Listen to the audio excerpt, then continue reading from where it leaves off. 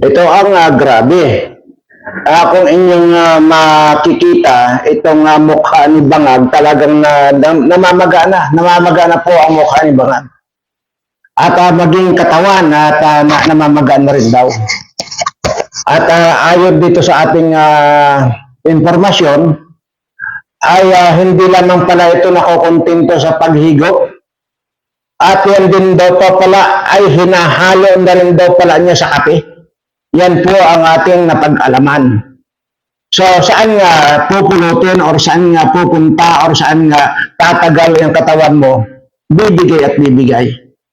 So, maaaring ito ay mabibilang na rin siguro yung araw nito kung hindi maglubay dito sa kahihigop. At imagine mo yung isa sa ilalagay mo diyan sa ihahalo mo rin sa kape, sa maliban sa pagsinghot mo. Paghigop mo, ilalagay mo pa sa kape, abay saan pupuntang katawan mo? Bibigay at bibigay. So baka konting tiis na lang mga Kingdom of Jesus Christ members at lahat yan mawawala na rin yan. At kagaya nga ni Tore, sabi ko nga po ay wala na, lumubo na rin ang bayan nito. Maging si Abalos ay talagang ko na rin, unti-unti na rin lumulobo ang bayan dito. Yan yung mga karma. Palakpakan. Ganyan lang po yan. Kaya magbubunyi tayo. Yan, palakpakan. At grabe pala magkakareto mga ito. Grabing nagbangag pala ito mga ito.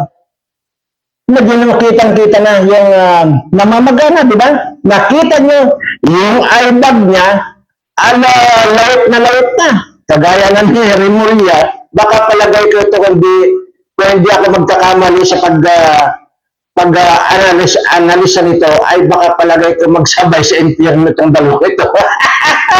Palakpakan! At alam niyo ba mga kaibigan, meron tayong bagong balita ngayon na ito raw si Butod ay nagpakiskis. Ay dati naman yan, dati naman na nakapabalita yan. Kung yung turn ni Maharlika na tsoktsakan, ay ako naman ay nagpakiskis. Sabi yan, harap na ka. Harap ng buta, linggo-linggo.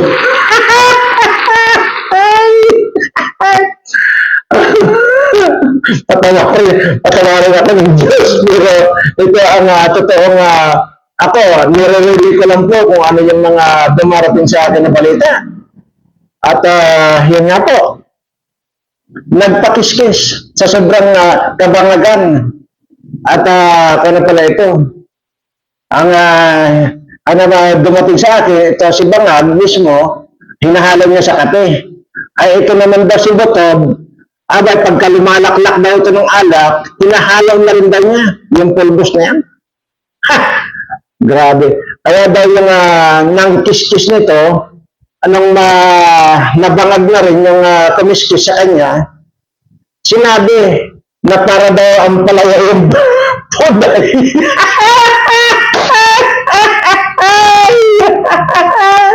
Pero baka na yan. Ayan po at hindi ko po alam yung kahapon upload ko. Hindi ko po, nung in-upload ko naman po yun ay maganda naman po yung audio. Ayaw ko, nung pagka-upload ko, nabasa ko na lang yung mga comment ninyo ay marami daw palang portion na walang audio. So, hindi ko po alam. Pero nung in-upload ko naman yun ay nung ini-edit ko po yun, ito na maganda yung audio. So, hindi ko po alam. Sorry po, pasensya na po kayo kung nagkaganon po yung ating video in-upload kahapon. Anyway, sayang nga lang po dahil hindi nyo na napanood mismo yung tungkol dito kay Noli de Castro na ibinulgar ko. Pero doon po sa mga hindi napakinggan yung kabuuan kasi nga po wala yung audio natin, ay gusto ko lang po ulitin dito na yan po si Noli de Castro ay para po sabihin ko sa inyo ay kiniklaim niya po na taga Mindoro yan. Ay ako po ay taga Mindoro din. At sa katunayan po dyan, kung nanalo po yan ng Vice President nung nakaraan, ay dahil nga po doon sa naging programa na kabayan. Ayan. Pero sa totoo lang po, wala pong bumuto yan dito na taga rito sa amin sa Mindoro. Kasi unang-una, kaya walang bumuto yan dito na taga rito sa amin ay dahil nga po yan ay ang sa pantahan namin dito ay dayo lang po yan dito sa amin. Ay, kaya po naging sa pantahan ng mga taga Mindoro dayo yan kasi nga po wala po kayong makikitang pangit dito sa amin sa Mindoro. Yung bukbukin ang mukha, wala po. So, ibig sabihin, kung mayroon pong pangit kayong makikita rito, isa-isip na lang po na yan ay dayo dito sa amin. Palakpakan! Tingnan niyo naman yung mukha nito. Ay talaga namang parang kala mo, dinaanan ng kanyang, yung jackhammer. Diba? Butas-butas, bukbuko ng mukha niyan. Wala pong taga Mindoro ganyan ang mukha katangit. Ayan. Yan po yan. Kaya inuulit ko lang po, baka hindi lang ninyo na nanood ng buo. Ay yung aking video kahapon na in-upload kasi nga po nawala daw yung mga sound, ay baka po siguro ay talagang pinatry po nilang gurgurin na itong channel ko. Kaya nga po sana kung maaari ay yun po mga subscriber ko rito sa Birana Live Studio TV ay mag-subscribe na rin po dun sa John Birana Vlogs. Ayan po. At makikita niyo po dyan sa screen yung John Birana Vlogs. At kasi talaga ko, tinatry talagang ng gurgurin itong channel natin. At yan naman ay magkukangan tayo, magsisiguro lang po tayo na mayroon po tayong backup channel. Ayan. At doon po pala sa nakakapuna kung bakit po meron pong tapal dito sa sentido ko. Ayan po. Ay, kan po yan, ay pinapalang ko lang po para hindi hindi mapasukan ng alikabok. Kasi nga po, sinubukan ko pong magpabarel, ay ganun pa rin po. Hindi pa rin tumatagos yung bala. So, sinubukan ko lang para sigurado para kung sa ganun maka-encuentro ko itong mga animal na yan dyan, ay nakakasiguro pa rin ako na hindi pa rin nag-i-expire yung ating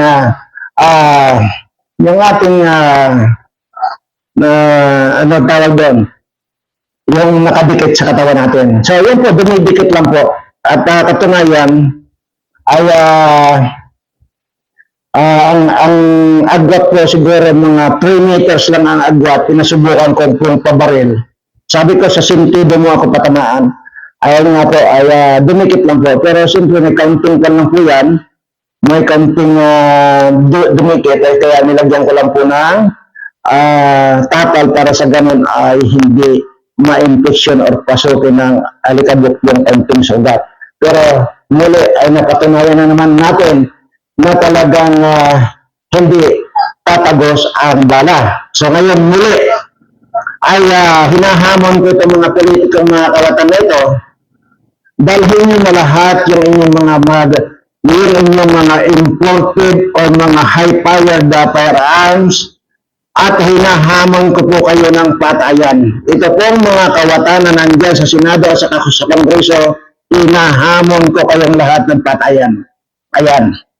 At napakasarap na kipagpatayan dito sa mga kawatan na ito. Lalo ito tingnan nyo naman, yung kung mapapansin ninyo, hearing sila ng hearing dyan sa Kongreso ng mga quadcom na yan, ng mga buwaka ng mga inang to, wala namang kapararakan yung mga hinihiring nila. Ay samantalang, ang dapat na bigyan nila ng pansin muna na dapat resolbahin ay itong kaguluhan dyan na ginugulo na ng mga kapulisan mga bangad, itong mga membro ng QOGC na kung saan ay napakatahimik na mga taong ito ay ang ginugulo nitong mga animal na ito. Palibasa mga bangad na. At antay-antay lang po natin ng kaunti, pero sa palagay ko lang hindi na po magtatagal ito either isang buwan or mga isang buwan na lang po siguro tatagal ito. Kasi magang-maga na po yung mukha ng amo nila.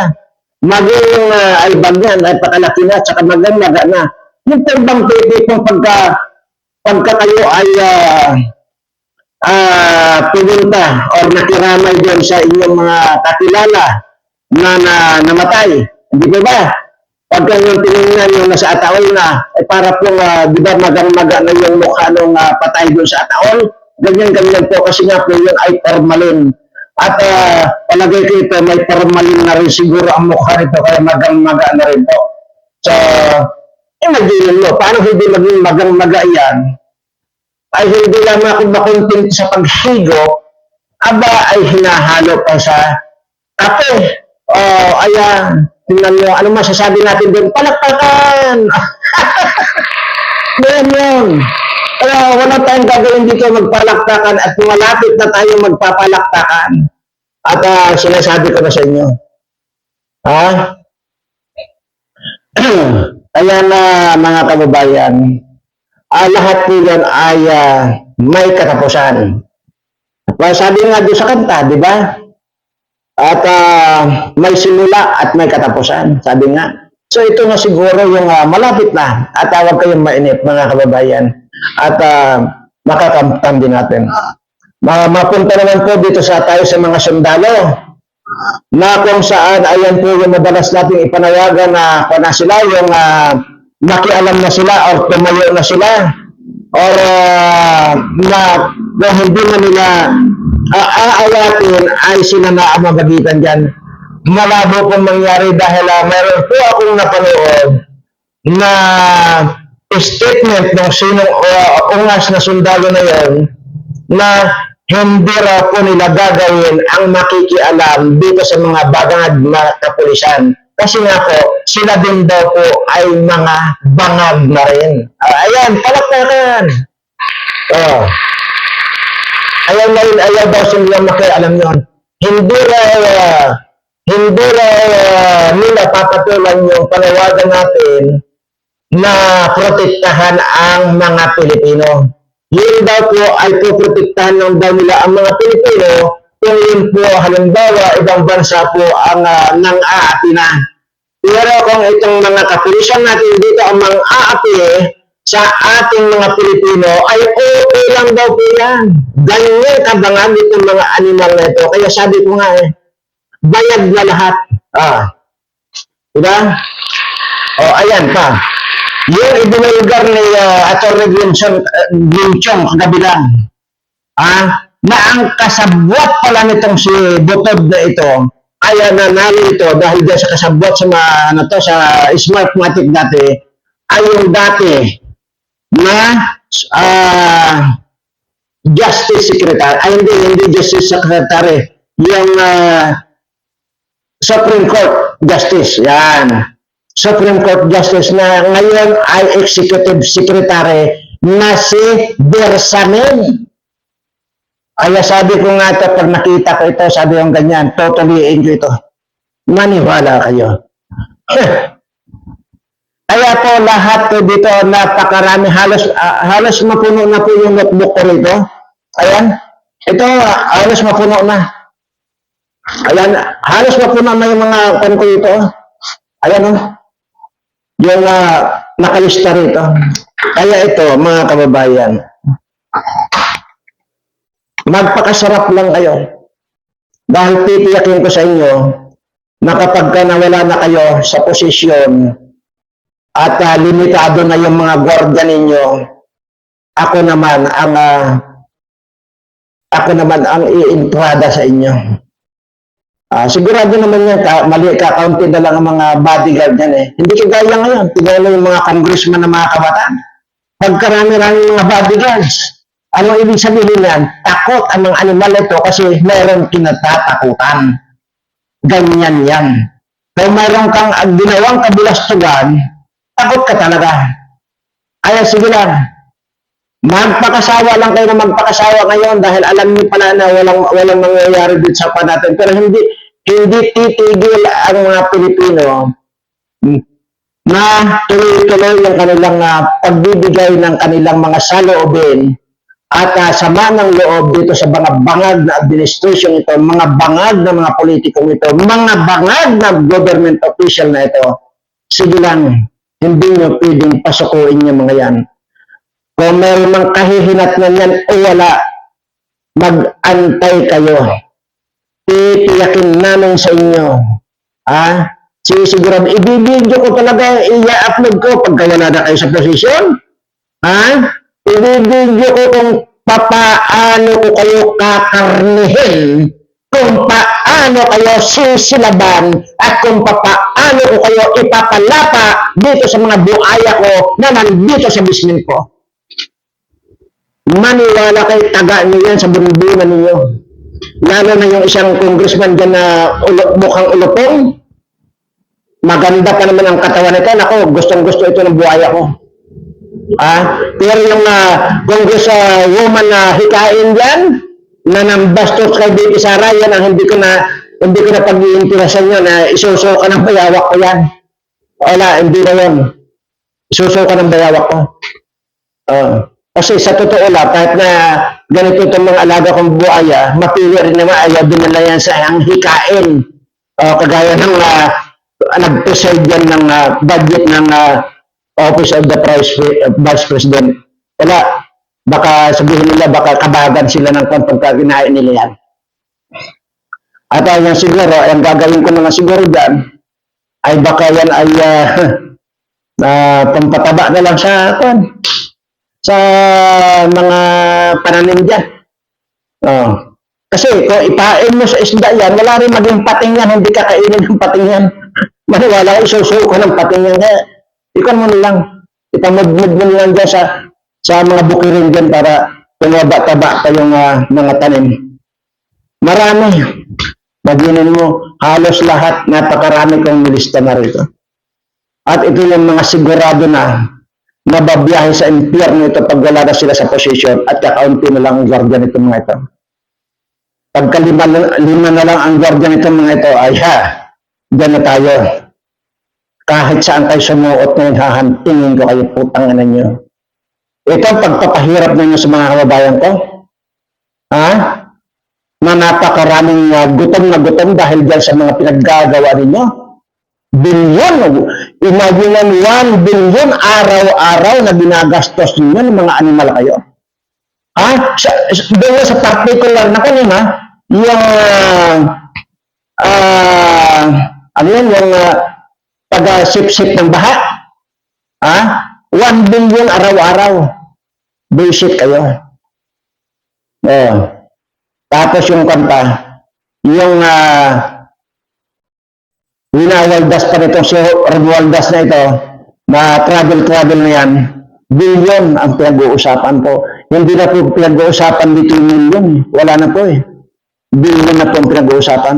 Saan pupunta ang kaba ng bayan kung ganito lagi? Wala na.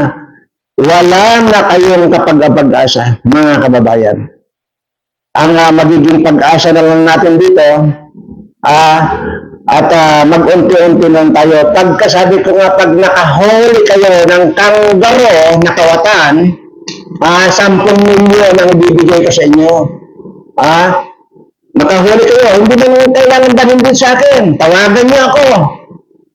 Ito, Mr. Bilana, nahuli na itong kanggaro na kawatan na ito. Ito yung pusakal na kanggaro na kawatan na ito. Pag nahuli niyo yan, huwag mong sasaktan.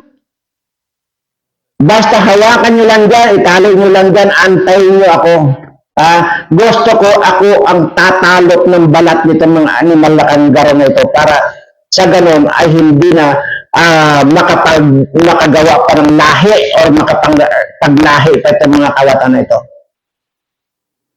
Yan ang sinasabi ko sa inyo. Yan ang mission ninyo doon sa makakapanood dito. 10 milyon bawat kanggaro na kawatan. Pag doon sa tatay at nanay nilang kanggaro, 100 million yan. Bullshit ng mga ito. Palakpakan muna tayo. Ganun lang. Kaya lang, baka hindi na hindi na mahuhuli yan ng mga taong bayan kasi hindi na magtatagal yan. Baka nga bukas makalawa yan, baka hihiga na sa kahon yan dahil nga, sabi ko nga, namamaga na. So, wala na kayong huhulin. Pero ito ang mga kunin namin, yung mga kanggaro dyan ng mga kawatan, yun na lang hulihin nyo. At pag may nahuli kayo, 10 milyon ha, hindi 10,000, 10 milyon ang bibigay ko sa inyo. At kapag wala na sa posisyon itong mga ito, nagbago ng kwan, mag-uusap tayo.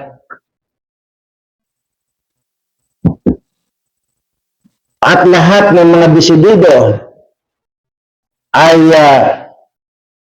pwede ko kayong imbitahin dito sa amin or either diyan magkikita tayo sa Metro Manila at may pag-uusapan tayo. At yung pag-uusap na yun ay gusto ko ang pag-usapan natin sa lalong madaling panahon ay kailangan mahuli na natin itong lahat ng mga kanggaro na ito para hindi na sila makapagkalat ng lahi nitong mga animal na ito.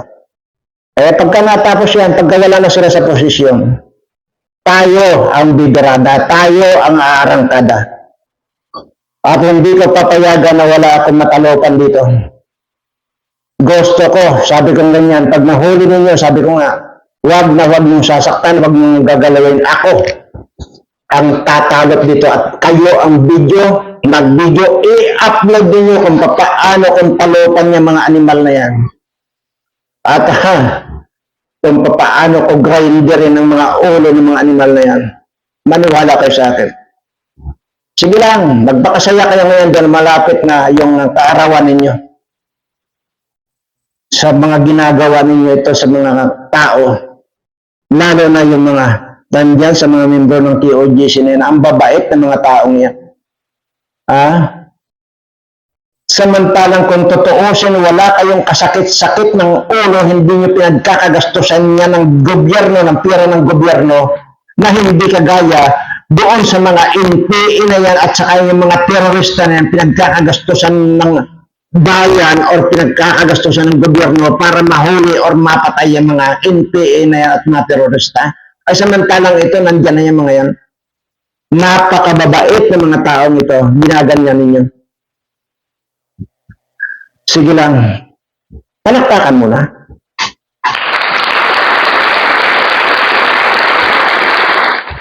Iyan ang pagbabayaran ninyo. Maniwala kayo sa akin. Anyway, at sa lahat po ng aking mga subscriber ay wala pa po akong maisip na kung ano po yung palaro natin. Dahil nga po, sa totoo lang po,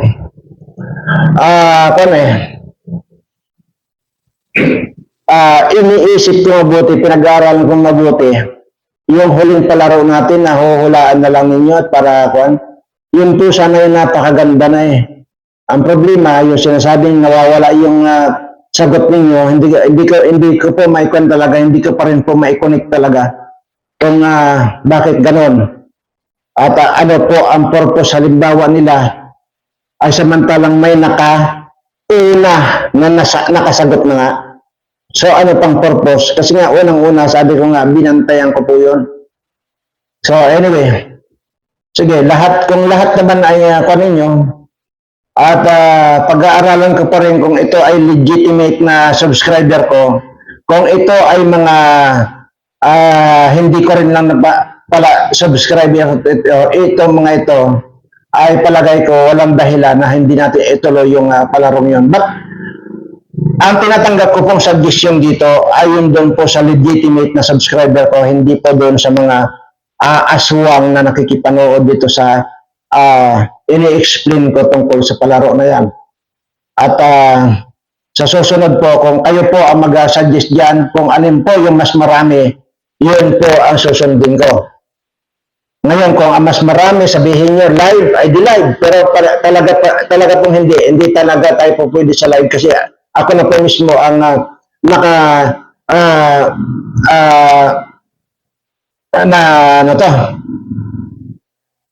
iniisip ko lang na talagang hindi makakasali itong mga OFW nating mga kababayan doon sa live na yun. Hindi po talaga. Kahit pag-ano kalakas yung internet nila doon, hindi po talaga sila makakasali kasi magkaiba nga ang oras.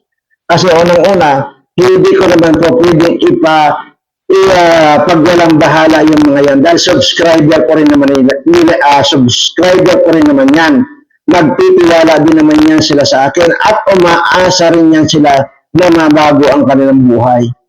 At pare-pareho po ang pagtingin ko sa lahat ng mga subscriber ko. Kahit na ikaw man ay ano pa man, may ngipin ka man or postiso ang iyong ngipin, ay pare-pareho po kayong subscriber ko. Hindi ko na po kasi sasabihin dito na kapangit ka man o maganda ka man, ay hindi na po kasi unang-una, sigurado po ako na lahat ng mga subscriber ko ay magaganda. Lahat ng mga subscriber ko ay mga gwapo. Kaya hindi ko na po pwedeng sabihin na pangit man o maganda, gwapo man o hindi. Kaya kasi lahat yan nakakasiguro ako. At nakakasiguro din ako na hindi na magtatagal, ibababa na po ng ating Panginoon ang swerteng laging yung naririnig sa akin. Ayan, palakpakan. Kasi kaya nga po doon sa mga hindi pa nakapag-subscribe dito sa Verana Live Studio TV, abay mag-isip ka. Kung gusto mong gumanda at gumwapo, pindot yung subscribe. Pero kung gusto mong manatili na malaki ang ilong mo, huwag mo i-subscribe itong channel ko. Mag-subscribe ka doon kay Mike Abe para pare-pareho yung ilong ninyo. Palakpakan. At kung gusto nyo ng bukboko ng mukha, doon kayo mag-subscribe kay Noli Di Castro. At total, nagbablog na lang yung palibasa patay gutom na ngayon. Wala na. Gutom yan. Palakpakan. Tingnan mo, nag-vice president yan. Na hindi ko akalain na makakapag-vice president pa lang isang bubo at tanga. Di ba?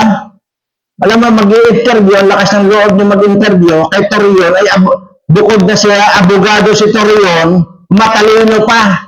Ang lakas ng loob mo mag-interview kay Atty. Torion ay ang utak mo, parang yung bang itlog na bugok. Kaya yun ang sinasabi ko. Dito sa mga makakapanood dito sa video ko, wag na, kung gusto niyong swertihin sa buhay, Verana Live Studio TV ang inyong subscribe. At kung gusto niyong malasin naman sa buhay, ayan kay Mike Abe at sa kay Noli Di Castro kayo mag-subscribe. Yun lang. Ganun lang kasimple yun. Diba? Palakpakan! Di ba ba? Sige nga. Si Noli Di Castro sa Castro si Mike Abe lang. May masasabi ba siya? Sila na, yung may ituturo ba sila na subscriber ko na pangit? Sigurado ako wala. Mayroon ba siyang may pipintas sa sasabihin na, sir, ang subscriber ko, yung mukhang karang-karangan? Wala sila masabi. Kasi nga, yun ang sinasabi ko, na once na nakapag-subscribe dito sa channel ko, hindi ka lang gaganda, hindi ka lang gugwapo, susurtihin ka pa. Palakpakan! Ayan. Baka hindi ko masyado na pong mahaba itong ako natin, itong dinadaldal na ito. Ay, sa lahat po ng mga bago nag-subscribe at medyo marami-rami rin po yung nadagdag natin. At sikapin niyo po parang pa subscriber natin dahil sinasabi ko naman po na kapag narating ko yung certain na numbers ng subscriber ko, may mangyayari. Kung ano man po yung mangyayari, baka pwedeng ang mangyayari ay mabato ko kayo ng tigil isang kamote halimbawa, pwede rin yun. Baka mangyayari dyan mamaya ay maghuhuramintado na ako at titigpasin ko ng mga lead itong mga kawatan. Ito hindi natin alam.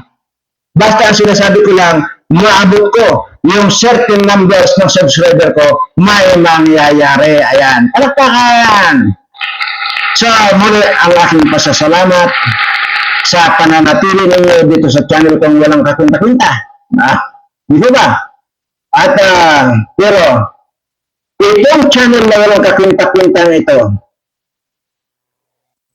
ang walang humpay na nananalangin sa ating Panginoon na sana ay swertihin na kayong lahat na mga subscriber ko. Babay po at maraming salamat muli at mahal na mahal ko po kayong lahat.